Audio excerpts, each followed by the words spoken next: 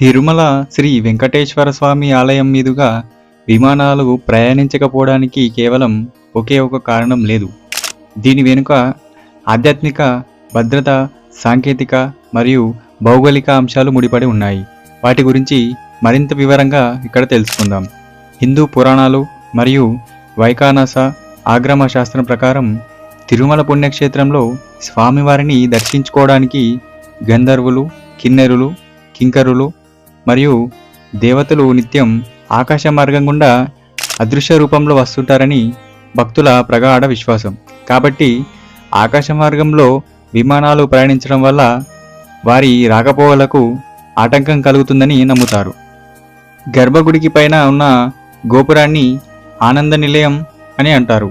ఈ ఆనంద నిలయం పైన ఏ ప్రాణి లేదా ఏ వస్తువు కూడా ఉండకూడదనేదే ఒక కఠినమైన నియమం. ఆనంద నిలయం మీదుగా లోహంతో తయారైన విమానం వెళ్ళడం, దాని నీడ ఆలయంపై పడడం మహా అపచారంగా భావిస్తారు. మరియు తిరుమల కొండలపైన ఎల్లప్పుడూ వేద మంత్ర పఠనాలు, భక్తుల గోవింద నామస్మరణలు ప్రతిధ్వనిస్తుంటాయి. విమానాల భారీ ఇంజన్ శబ్దాల కారణంగా ఈ పవిత్రమైన ప్రశాంతమైన వాతావరణానికి, భక్తుల ధ్యానానికి భంగం కలిగిస్తాయి. అలాగే తిరుమల ఒక అత్యంత సున్నితమైన ప్రాంతం. తిరుమలకు ప్రతిరోజు లక్షలాది మంది భక్తులు వస్తుంటారు. దేశంలోనే అత్యధిక రద్దీ ఉండే ఆధ్యాత్మిక ప్రదేశాల్లో ఇది ఒకటి. కాబట్టి ఉగ్రవాద దాడుల ముప్పును దృష్టిలో ఉంచుకొని టీటీడీ తిరుమల తిరుపతి దేవస్థానం ఇంటెలిజెన్స్ మరియు భద్రతా ఏజెన్సీల సూచనల మేరకు ఆలయ పరిసరాలను హై సెక్యూరిటీ జోన్గా పరిగణిస్తుంది. ఎందుకంటే దురదృష్టవశాత్తు విమానానికి ఏదైనా సాంకేతిక లోపం తలెత్తి ఆలయంపై లేదా భక్తులు రద్దీగా ఉన్న ప్రాంతంలో కుప్పకూలితే జరిగే ప్రాణ నష్టం ఊహించే విధంగా ఉండదు. అందువల్ల ముందు జాగ్రత్త చర్యగా ఆ ప్రాంతం మీదుగా విమానాలను అనుమతించరు.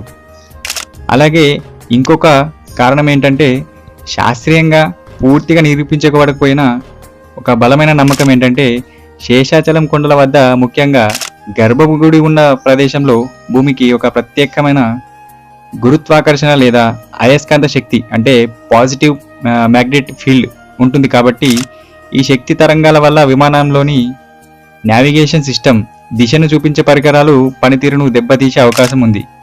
రేణిగుంటలోని తిరుపతి అంతర్జాతీయ విమానాశ్రయం తిరుమల కొండలకు కేవలం 30 నుండి 40 కిలోమీటర్ల దూరంలోనే ఉంటుంది. విమానాలు టేకాఫ్ మరియు ల్యాండింగ్ అయ్యే సమయంలో ఖచ్చితంగా గాలివాలను బట్టి ప్రయాణించాల్సి ఉంటుంది. కాబట్టి ఆ మొత్తం గగనతలాన్ని పూర్తిగా మూసివేయడం, నో ఫ్లైన్ జోన్గా మార్చడం ఏవియేషన్ రూల్స్ ప్రకారం సాధ్యపడదని కేంద్ర ప్రభుత్వం గతంలోనే పార్లమెంట్లో స్పష్టం చేసింది.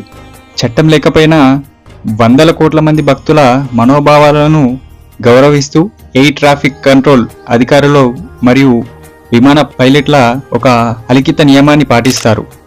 రేణిగుంటలో విమానం దిగేటప్పుడు లేదా ఎగిరేటప్పుడు విమానం రూట్ను కొద్దిగా పక్కకు మళ్లించి ఖచ్చితంగా గర్భగుడి మీదుగా వెళ్లకుండా చూసుకుంటారు. తిరుమల మీదుగా విమానాలు ఎగరకపోవడానికి ప్రధాన కారణం చట్టం కాదు, గౌరవం మరియు భక్తి. భక్తుల నమ్మకాలను గౌరవించి విమాన సంస్థలు స్వచ్ఛందంగా తీసుకునే నిర్ణయం మరియు టీటీడీ తీసుకునే కట్టుదిట్టమైన భద్రతా చర్యలే దీనికి కారణం. ఈ వీడియో మీకు నచ్చినట్లయితే సబ్స్క్రైబ్ చేసి ఈ వీడియోకి ఒక లైక్ చేయండి. ఇలాంటి మరిన్ని వీడియోల కోసం మా ఛానల్ని చూస్తూ ఉండండి.